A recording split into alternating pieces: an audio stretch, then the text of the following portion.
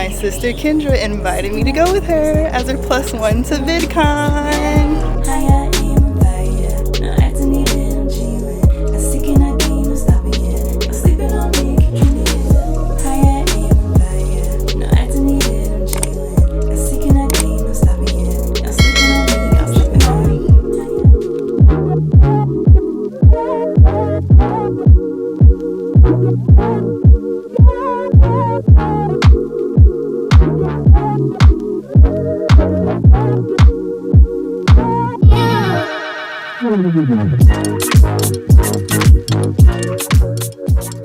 Hey guys, my sister Kendra invited me to go with her as her +1 to VidCon.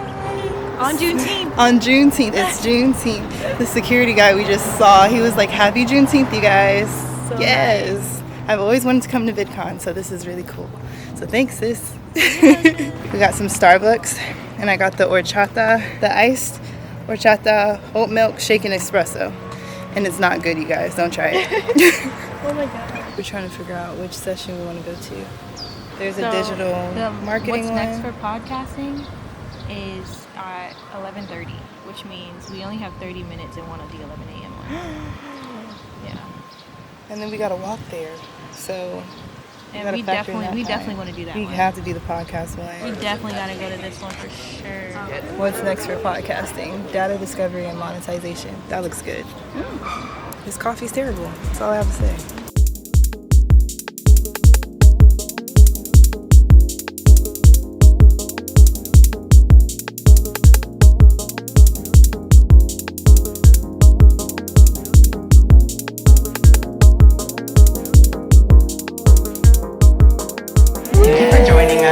So my name is Jordana Jarrett. I am the head of content for the Webby Awards. We are the largest and most comprehensive award for internet excellence online, so that also includes content creators. My name is Blair. I make a show online called Smarter in Seconds.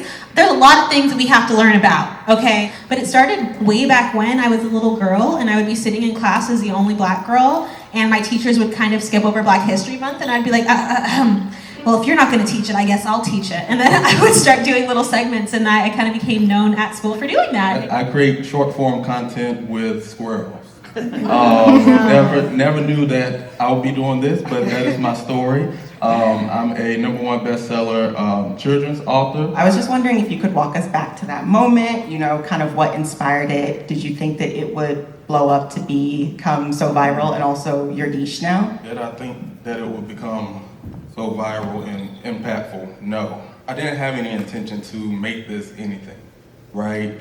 I say what inspired it, I give all the credit to depression. Depression led me to go outside and connect with nature. I was facing a lot of health issues, couldn't get any answers for what was going on, so that sent my mental down a dark place. And my only way out of it was going around my neighborhood connecting with the squirrels. I didn't think of anything of creating content around this, but I always recorded the moments that I had with Richard and Maxine. Everyone of every size, as far as influencers go, can be celebrated online. So who is inspiring you online, and then kind of how do you bring that belief to how you show up That's online? a really good question, because I feel like I am on the depths of the internet. Like, if I'm not watching pimple popper videos, I'm watching Real Housewives of Atlanta debriefs, or right now Love Island. But I want to say creators who inspire me are, you can't tell, I really love fashion. And I think that there's a really important conversation being had in the fashion creator space as it comes to like fashion weeks and getting invited to shows and like what's important. And I remember stumbling across a live on Instagram 2 days ago, and I just felt really sad because there was one of the creators I really looked up to, and she was saying how she just wasn't getting invited to shows and how like it wasn't worth it for her. Celebrate the successes that we've had, and that, like, you know, if 1,000 people follow you, that is a ballroom, right? And if 10,000 people follow you, that is a small show. And that's kind of the work that I try to do with the NAACP, is like making sure that people kind of see us as a creative space as well, and that there's room for everybody in the NAACP universe. It just depends on what planet you want to be on. And so I try to really, within myself and my team, celebrate the small moments and the small wins, because they're actually not so small. I mean, Rosa Parks, like the tail girl, she was just tired that day. She just sat, and she was like, "I'm not moving." Rosa Parks is a member of the NAACP, and there was like, you know, a little bit more strategy that went into that. But still, you never know when something little is going to just change the entire world. And I'm just so, you know, in awe of people who show up every day consistently and just be themselves and talk to squirrels and like, you know. I think for me, TV and film has always been the goal. I was a child actor when I was a kid. I've been in some commercials. Luckily, that was before YouTube, so y'all don't gonna see none of that embarrassing stuff. But I think that I kind of counted myself out. I was like, well, I can't ever do that. And so the fact that my career has like looped me back around to where I was is, you know, like where I might have been. And I'm friends with all these folks who like grew up being on Disney Channel, and it's just really interesting to see where I am now. I was able to film a pilot with the Jim Henson Company, and we're pitching that around right now, which is really exciting. And it's just, I think having a goal that's outside of the venue. So I talk to kids and they'll be like, I want to be a streamer. And I was like, so what do you want to do, right? Because the goal isn't exclusively to like play video games on the screen. It's like you want to connect with people. You want to maybe develop video games, or, you know, even if it is playing video games, what is it? You want to make an impact. So for me, I want to educate people, I want to teach people. But if you limit what you want to do to a platform, I want to be a YouTuber, I want to be an Instagram, I want to be an influencer, you can hold yourself back, and also it creates the kind of short-sighted mindset where you're not thinking, what is my legacy? So that's really helped me kind of refine what I'm doing. So I've left the podcast before because I was like, look, this podcast is a little bit wild, and I can't do wild right now. I want to write books, and so like that's messing up my trajectory, and it helps you really figure out what is the opportunity for me and how can I build myself up. And so I don't want to be doing Smarter in Seconds like forever. I love making Smarter in Seconds, but I would like Smarter in Seconds to turn into something else. I was just at the Spotify Lounge today, and they talked to me about making a show called Smarter in Minutes, so maybe we're going to do that next. I have a podcast called Thoughts About Feelings with my friend Michael Threets, the librarian guy with the big afro. I love your afro and the audience as well. What does Black creativity online mean to you in 5 words? Black people being fabulous, period. Which is my last word too. Okay, so mine was Black, Okay, Black people subverting expectations, period. Okay, that's a good word. Black people will always, period.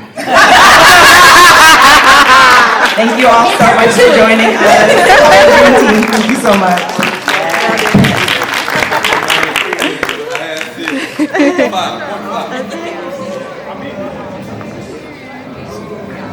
Every time I go to these places, I feel so inspired.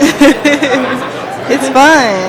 Because they give you the cheat codes, and like they tell you the algorithm and the strategy that works for them, and like, I don't know, it just gives you so many tools in your arsenal, and be like, wow, it kind of expands your mind. I know, it gets me so hyped. It does. It motivates you. That's why you come to this stuff.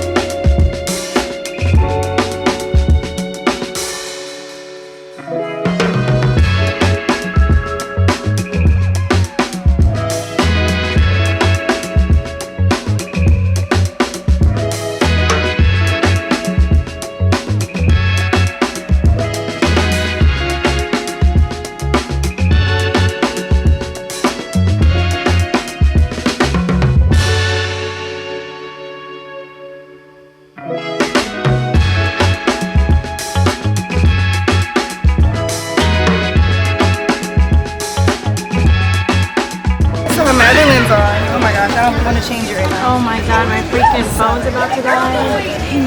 Kendra's phone's about to die. And we stopped to get some food before we go to the next panel. We decided to get pizza because it's like the cheapest route. And we're just gonna split it. Hopefully it's good. But so far this has been fun, right? I'm hungry. The pizza came. But you could text people to, like, you could ask questions to people that tag you. You better hurry.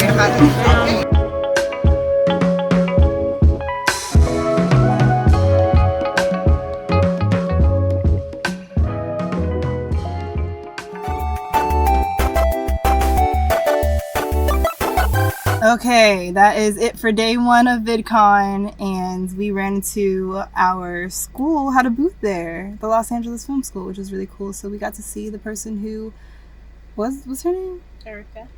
Yeah, what is she called? Like Registration. she helped she helped us with enrollment and registering for LA Film School, and her name's Erica. So shout out to Erica, because without you, girl, you were calling me all the time, and I was like, I don't know if I'm ready. I don't know if I can do it. I don't know if I can go. I don't know if this is the time. She was like, girl, it's the time. Do you believe in yourself? She knew what she was. Do you believe in She was yourself? like, you like creating, right? You want to be a filmmaker, right? You can do this. Okay? And I was like, yes. And here we are today doing it. Okay?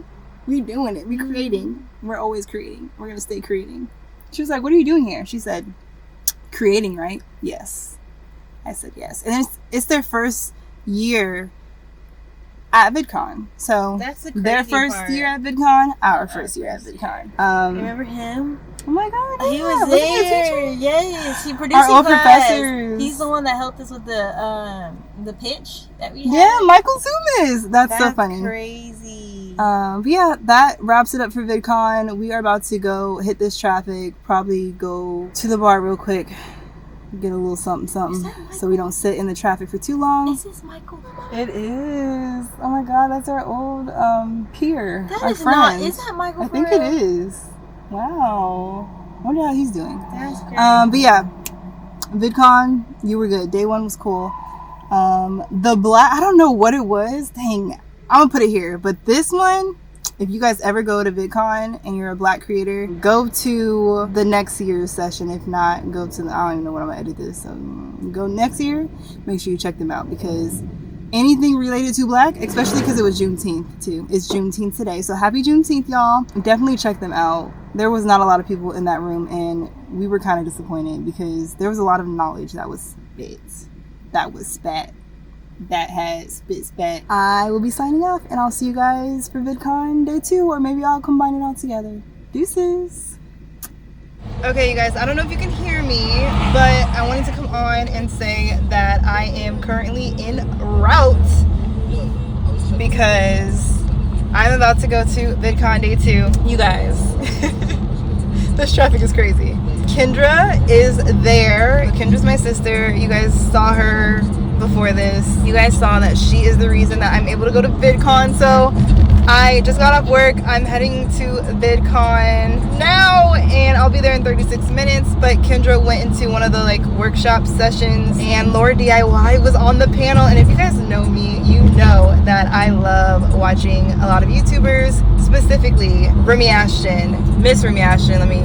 Mrs. Remy Ashton now. I love watching her videos, and she made me branch out because I loved her friends so much that I started watching LaurDIY after, I started watching Alicia Marie after, and now I'm obsessed. So I love them. I appreciate their content. I love LaurDIY. I wish I was there to be able to ask the question I wanted to ask, but my sister texted me and she was like, what do you want to ask her? She got in line and she was able to ask her what I wanted her to ask, and I'm excited because she said she recorded it, and I'm not okay because she got in line, recorded it, and said that she said hi Keiyana to the camera.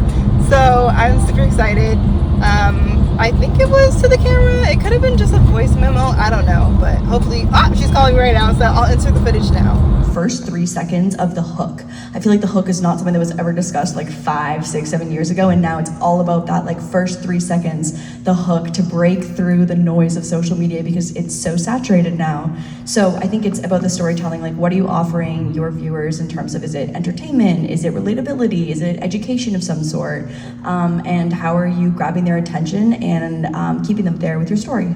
Thank Awesome. you. Thank you so say, much. Can you say hi, Keiyana, for me? Hi, Keiyana. Thank you. Celebrate 20 years of YouTube with me at VidCon. We tried to get there early to get our wristbands and lanyards for the creator track. We were a little late, but we still got to attend a lot of sessions. Hi, Keiyana. Thank you. My sis recorded LaurDIY saying hi to me. I was in a different session, which I was so bummed about. We went back outside to check out some of the festivities they had going on, and y'all, it looked so fun out here because it was. They had a Minecraft photo shoot studio. Blumhouse had like this cool setup of like a screaming competition thing. Sis didn't beat the score, but I got a Megan fan. They had a bunch of food trucks. I'm talking Caribbean, Mediterranean, funnel cakes, pizza, burgers, paninis. We got pizza. We needed to refuel. I took away so much information on how to be a better creator and how to be a better artist. A lot of kids, but it was so cool connecting with other creators and YouTube team. We finally decided to go to the YouTube lounge. They had this pretty cool game to catch gifts in order to receive a ticket to receive free merch, and we got a bag and a keychain. We attended about 4 more sessions, and after that we went to the expo hall to see all of the different booths and just to see what was going on down here. I know everyone's been obsessed with Labubus, and you guys, I was fooled. I couldn't believe it. I thought these were Labubus. These were LaBabies or something. They also had this little area for kids to just rest. They also had different booths where they were doing like makeup and hair, and our college even had a booth set up. Overall, 10 out of 10, best VidCon experience. Hi,